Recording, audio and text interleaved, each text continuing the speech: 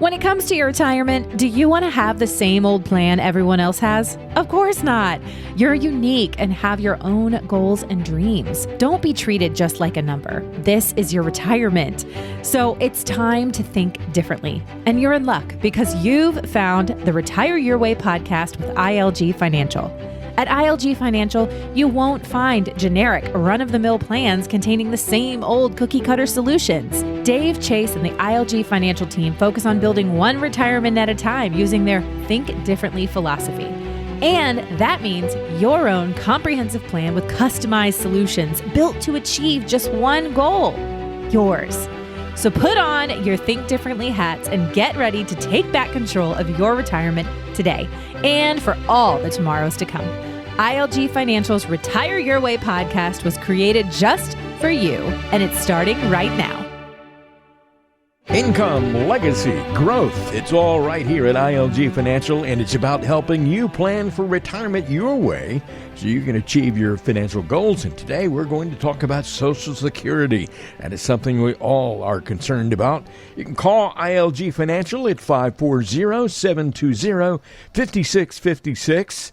That's 540-720-5656 and have a conversation with Dave or Chase Lopez. I'm Ron Stutz, and today, Dave is here. According to a December 2023 article, about 10,000 baby boomers retire every day, and the ratio of taxpayers contributing to Social Security versus retirees who need it is shrinking. Now, today, Dave is going to take a look with us at Social Security as it exists now, and if it is really the lifeline it's intended to be as we move forward. Dave, first of all, how you doing? And tell us all about Social Security. Is it really the lifeline that we need? Good to talk to you, Ron. First question, I'm doing fine. Thanks for asking. And the second one, that's what we're going to spend the podcast talking about. How's that? That sounds good to me, man. I'm all ready. I'm a sponge ready to absorb all this knowledge. Good. All right. Good job. We're going to jump right into it. So your real question was, is Social Security as it exists now what it was intended to be when it started, right? Mm-hmm.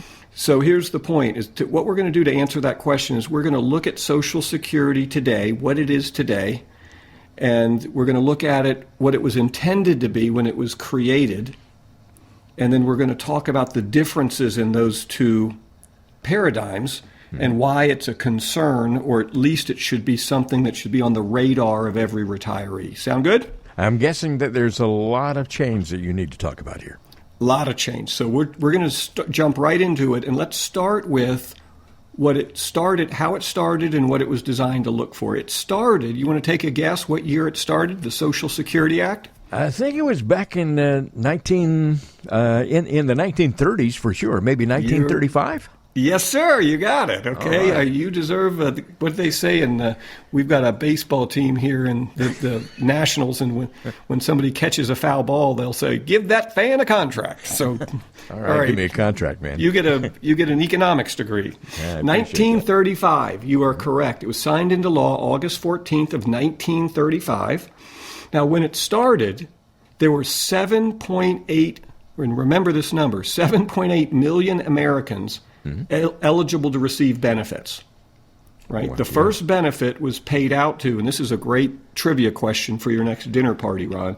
Ida Mae Fuller was the first person to ever get a Social Security check. Yeah. She received her first check in 1940 at age 65, which was the first age you could get it when they started, 65.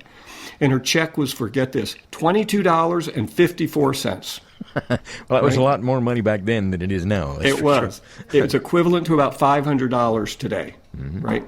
So here's what's kind of ironic and a little aside on Ida Mae Fuller. Yeah. She ended up being known as being a very fiscally conservative, politically bent, right? Views for small government and such. Mm-hmm. And in the 70s, by that time, she was about 95 years old, still alive. I'm jumping the shark here, but still alive in 1970s. And they were pushing for increases to Social Security. And she was actually opposed to them. Really? Now, again, she started receiving them in 40. So that was 30 years she's been receiving Social Security checks. So I think that's a little ironic. But Ida Mae Fuller. Ida Mae Fuller. She died 5 years after that. So she died in 75 at 100.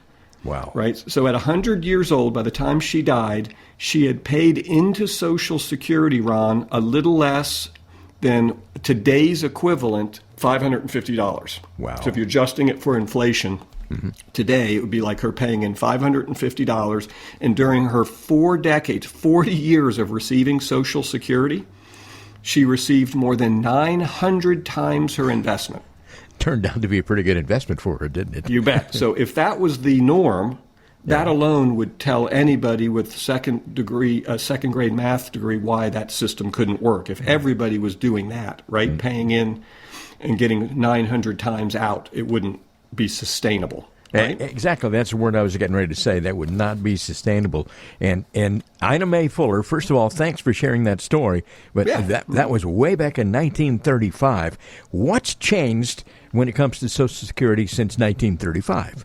All right, so remember I said in 35 when it started, they had about 7.8 million people who were eligible for Social Security. Right. That was 1935. As of 2020, we had almost 70 million Americans receiving Social Security. Yeah.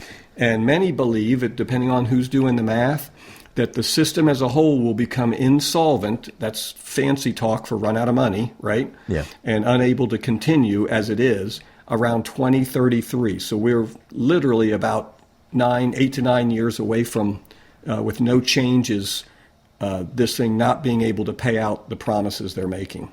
Well, in order to keep it afloat, something's got to give, right? Yeah, so it's pretty easy, right? If we don't have enough money, you're either going to have to cut other discretionary programs. Whenever you hear that term, that's like, think welfare, food stamps, Medicare, Medicaid, right? These other promised programs. Some politicians refer to them as entitlements, you know. Yeah, that's exactly right. So you're going to have to cut something like that, right, that you have discretionary control over as a government, or you're going to have to cut Social Security some way in itself, or you're going to have to drastically increase the money coming in to fund Social Security, or you're going to have to drastically, I mentioned this above, cut the benefits in some way, right? Yeah. A lot of people may be listening to this podcast today already feeling a little scared because of what we're talking about. What was the idea behind signing the Social Security Act in the first place? What is its origin? Yeah, and I'm glad you mentioned that because understanding this will help frame folks who are calling for drastic Social Security cuts, which if you're a retiree, you don't like the sound of that. But I want to go over this because if you understand this part, at least you'll understand where these people are coming from who honestly believe we need to change the system. So when the program was created, it was literally designed to protect against destitution in old age. That was the goal, right? Yeah. So the other thing I want to point out is when you hear that, destitution, and let me go further, destitution and poverty in old age. And destitution and poverty, as defined in the 40s, is very different than we think of poverty today. Right? The idea in the 40s was we don't want people that are too old to work sitting on the curb with nowhere to live, literally starving because they don't have any money, right? Because we had no other backstops back then, right? You didn't have food stamps and welfare and things like this. So if you didn't have any money, you just starved, right? Well, so certainly coming up with the idea for Social Security was a noble idea. You got it, right? It is. And we should have backstops, and we do in our country right now, right? But that's what it was designed for. So take note, it was never designed to fully fund your retirement. Yeah. Right? It was designed to be just to give somebody, keep them literally from starving and being homeless. Just a little bit of an extra. So over the last 90 years to where we are today, this idea behind Social Security has changed, right? There's some older people out there who, just like in the 40s, absolutely depend and need this check to avoid starving and being destitute, right? Making the bare bones ends meet, they need that, right? There's a portion of them. But retirees as a whole, Ron, most people don't know this, are the richest demographic group in the country today. Yeah. Yeah. Right? So there's a big portion of retirees who do not need Social Security. Remember, go back to what I just said, it was initially for in the 40s, who do not need it today to avoid being destitute and poverty-stricken. Mm-hmm. So you can see how somebody would argue for reducing Social Security, that this would be where they would start to frame that argument. Does that make sense? Yes, it does. And I would imagine that a lot of people are thinking we need to radically rethink the whole thing. Right, and this would be their reason why, right? What it's doing now, how much it's paying, and the people that it's paying is not what the original goal was. Mm-hmm. And to be fair, think about it. The people who put it together in the 40s, they wouldn't really have been expected to say, hey, let's get this law passed and hey, let's really think through how this is going to look 90 years from now, right? Just think of our politicians today. How many of these laws are they passing today that you really think they're thinking through? What are the effects going to be in 2120, right? So the theory would be you'd expect government's plans and government programs to morph and change over time as the world changes, as our country changes. So the folks that think that there needs to be dramatic cuts in Social Security, and for the sake of this podcast, I'm not going to take a position. We're just going to, if it's okay with you, Ron, let's you and me just talk about the different positions. How's that? I think it's important to understand, how it works and what the problems may be with it. Yeah, so we're not making political statements. We're just going to talk about the two sides of the argument. The folks who feel there should be drastic reductions in Social Security, they're basically pushing to radically rethink the program as a whole. Yeah. And let me tell you what I mean by that.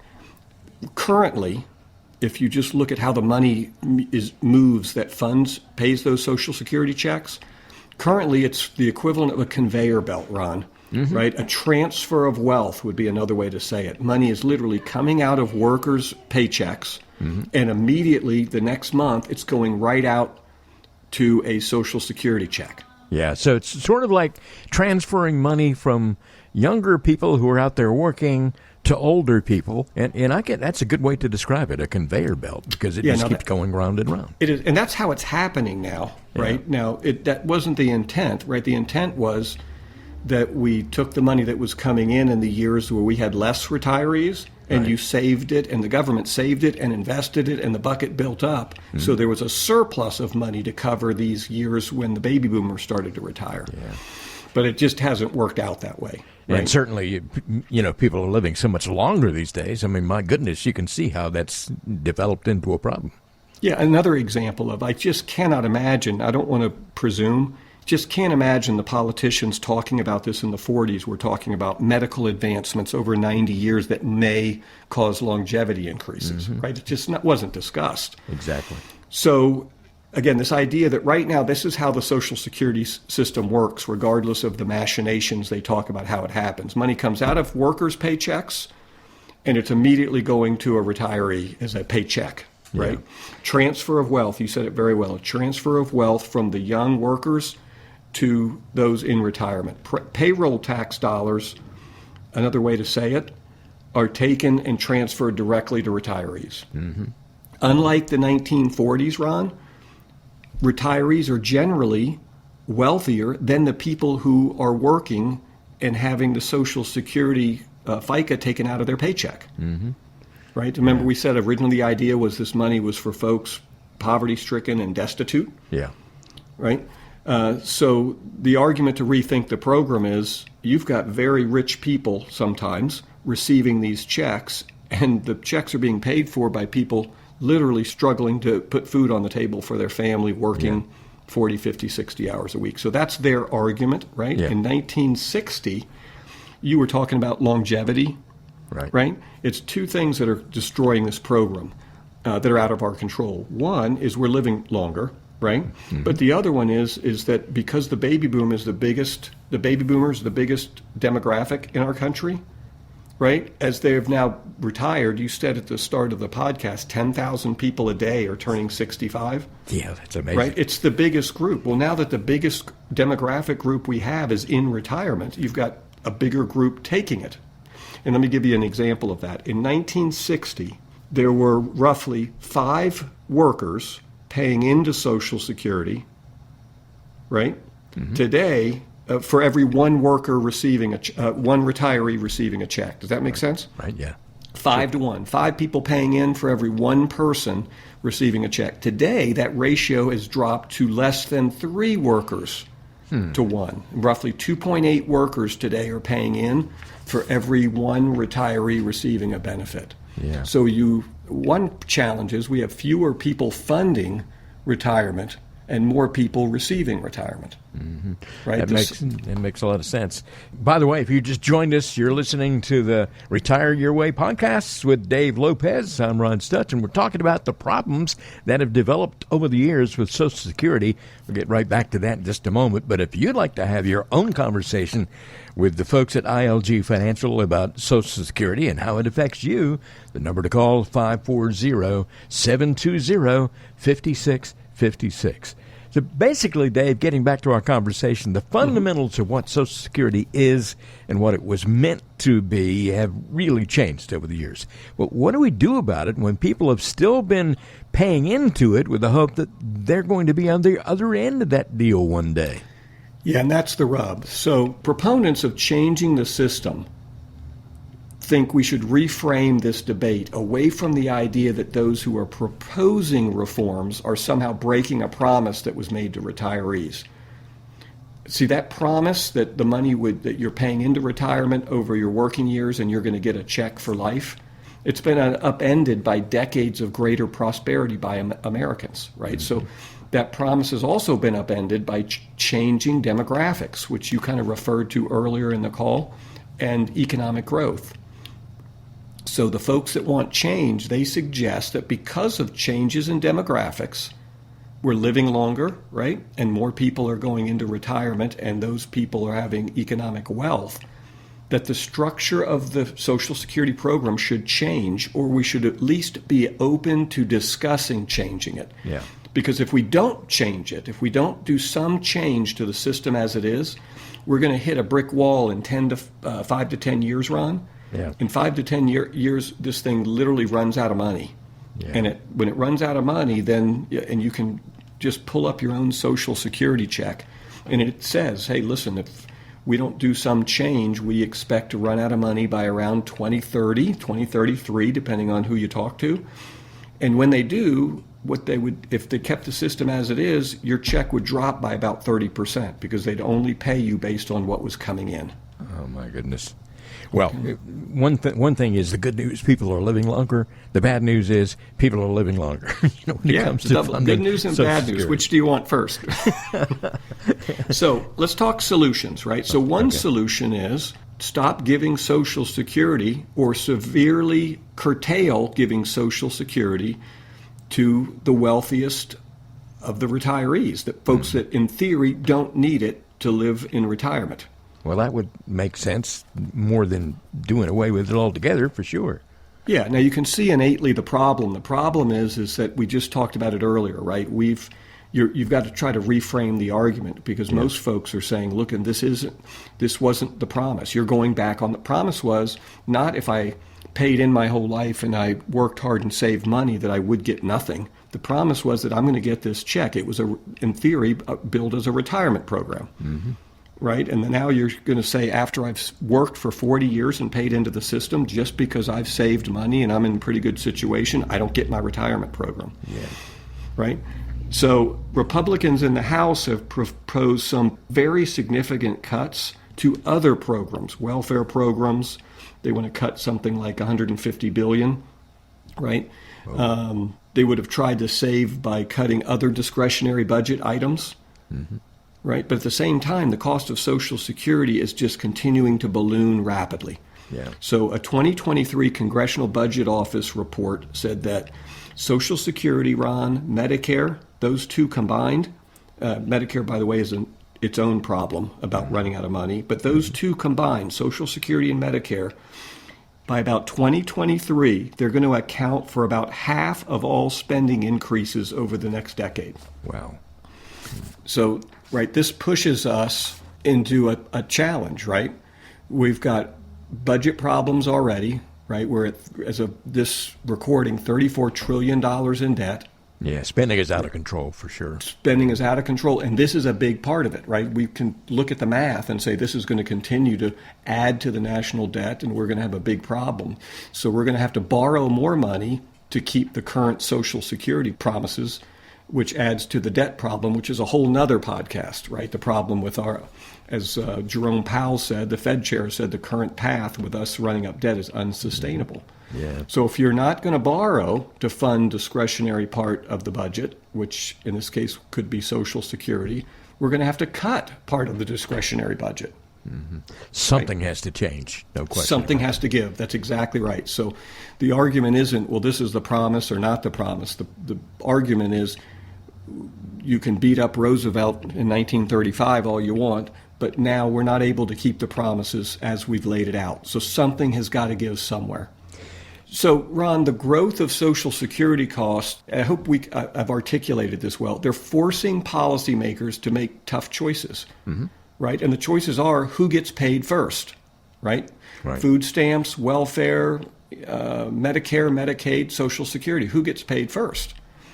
So when the policy continues to go on as it is, unchanged, what we do by default is we continue to prioritize funding Social Security, which many would say is funding wealthy seniors who don't need the money, right, over funding welfare payments or food stamps payments or even Department of Defense spending or, fill in the blank. So that would be the argument for making a change. If you're going to pay wealthy seniors first, it means a lot of other people don't get paid. A lot of other programs have to be cut. Yeah, I can understand that for sure. Well, Dave, you're doing a great job explaining all this, but at the same time, you're kind of scaring me because there's so many changes that need to be made, apparently. And what about the stance that some take that we should just get rid of Social Security? Yeah, so get rid of Social Security altogether. Not sure, Ron, that's totally realistic, right? The specifics on what you would be doing would have to be outlined. The devil would be in the details. Mm-hmm. Right. The challenge is you've got this cycle of people who have paid into it for 40, 50 years, right? And the idea would be, I've paid into it for 40 or 50 years. I'm promised to get something out of it. So that's a hurdle. If you were going to get rid of Social Security, that's a hurdle that you would have to overcome. Oh, absolutely. Right. And that's not just for the people who are wealthy and don't need it that said, look, I was promised this. But what about the people who have paid into it for 40 years who do need it? Yeah, right. Exactly. That's their only, they have no savings and no pension. Right. So there's always going to be a desire, of course, to make sure that people who are older, who can't work anymore, who are destitute, get taken care of.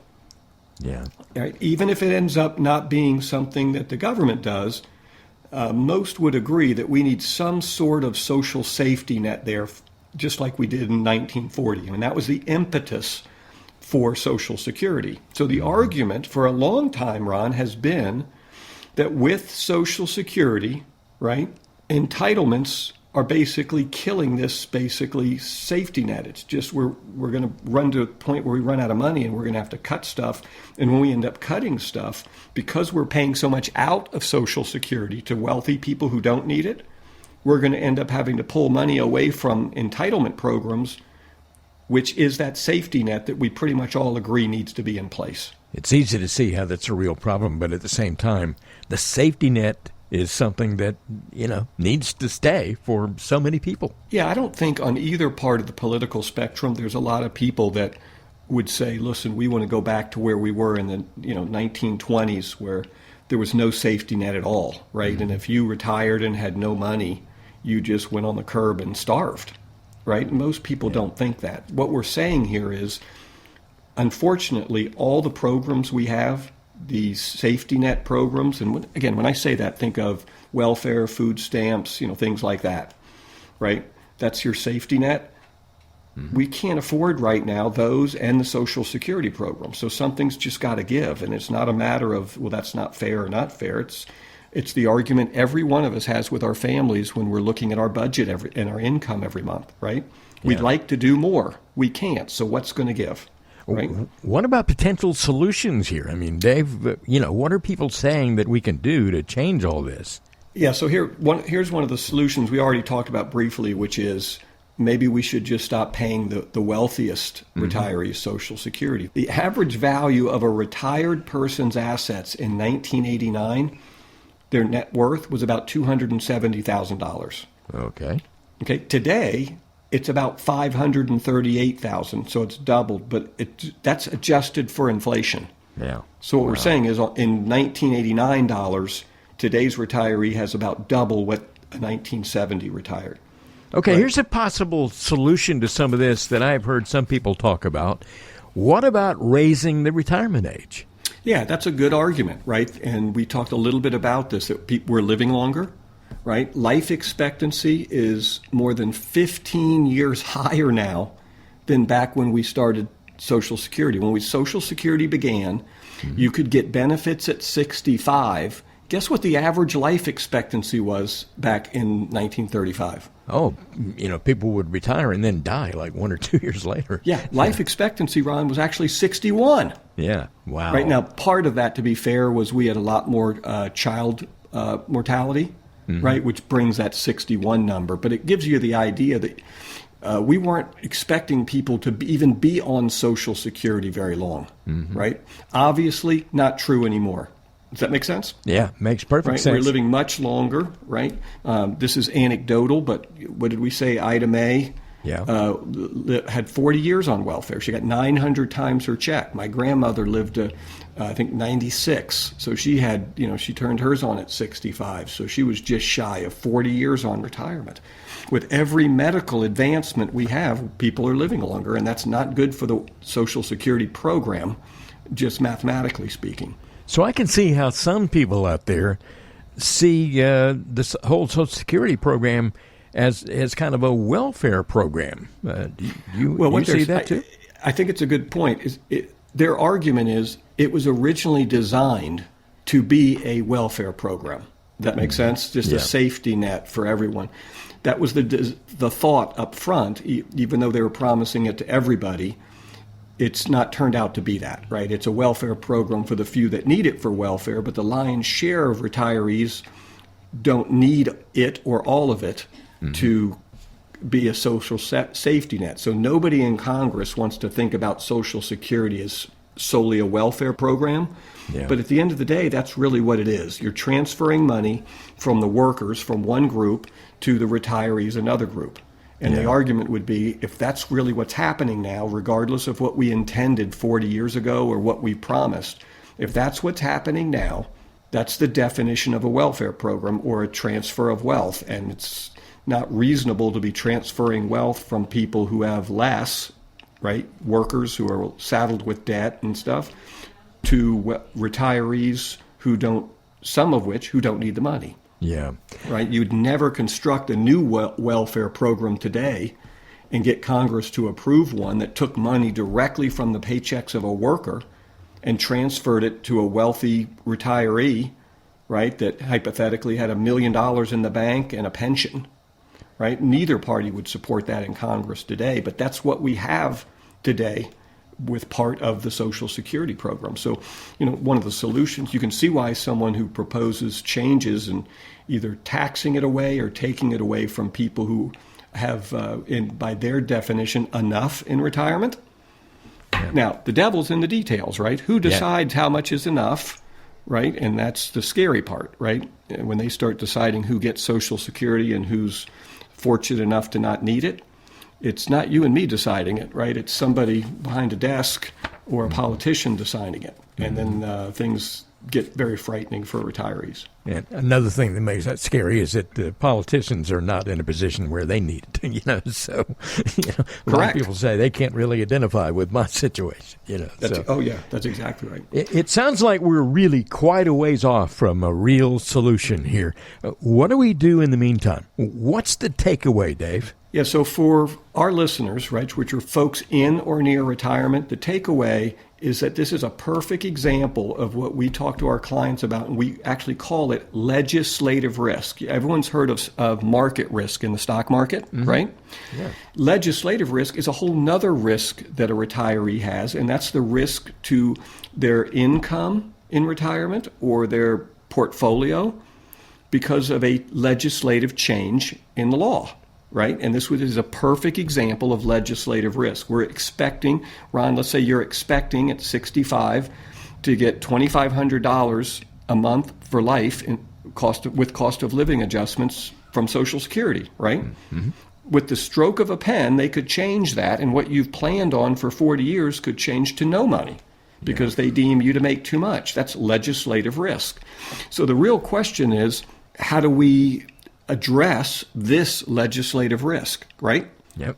Right? And the answer is, don't pretend it's not there. You want to get with your financial professional and you want to have a serious discussion of what's your view of the Social Security situation, right? What's your view of the likelihood it could go away in whole or in part, right? For me in particular. And what would we do if that happened, right? And then you have to do some income planning, and you have to look at your other assets and say, hey, are we in a position we want to set some other money aside just in case the Social Security system goes away or is limited, right? Yeah. The answer is it all comes back to planning, and there's things we can do to mitigate your legislative risk with respect to Social Security changes, but you need to get with your financial professional and talk to him about it. And it's a good litmus test for your professional, because if they just say it's not worth talking about or I don't address that, look for another financial professional. You want someone who at least is well versed on what we're talking about today and can help you guys work together with you to decide how you assess the risk together, right? And what steps you want to take, if any, to address it. All these things that we're talking about with Social Security makes it absolutely essential to get with your professional, financial professional such as Dave Lopez, and talk about all these things and do some advanced planning and make sure you're going to be okay in the future, and make sure that you can address all those potential problems that may come up in the years ahead. It's not the same as it was back in 1935 when Social Security was first initiated. These days, things are a lot different. Dave, I really appreciate your taking the time today to explain all this stuff, and you've certainly given us a lot of food for thought. Yeah, listen, I enjoy it, and I sure enjoy doing it with you, Ron. Thanks for being on the call as well.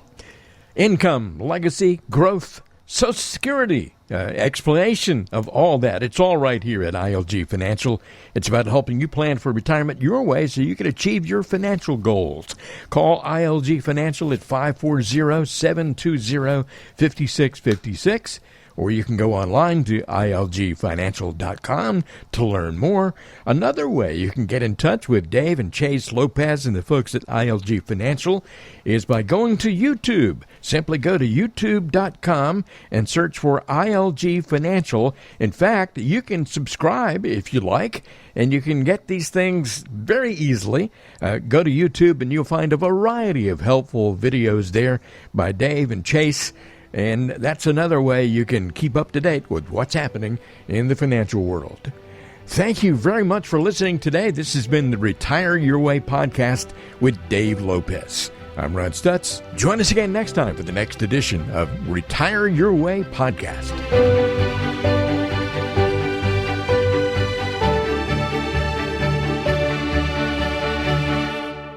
The information provided is for educational purposes only and is not intended as investment advice for any individual or entity. All information contained herein is believed to be from reliable sources. However, we make no representation as to its completeness or accuracy. The views presented today are those of Dave Lopez and do not necessarily represent the views of the Alpha Star Capital Management, LLC.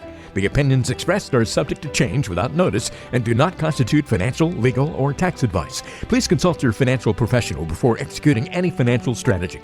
Investment advisory services offered through Alpha Star Capital Management, LLC, a registered investment advisor. Alpha Star and ILG Financial, LLC are independent entities.